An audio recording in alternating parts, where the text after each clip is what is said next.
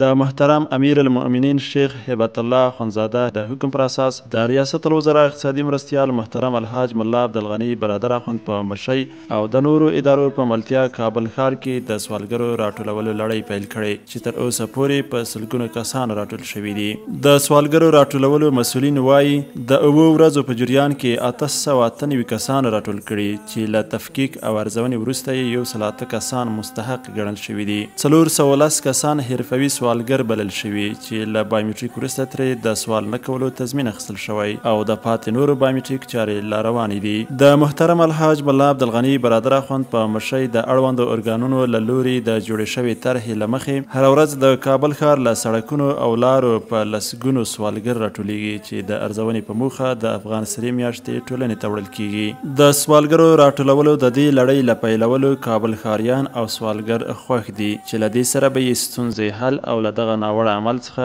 راوګرځي.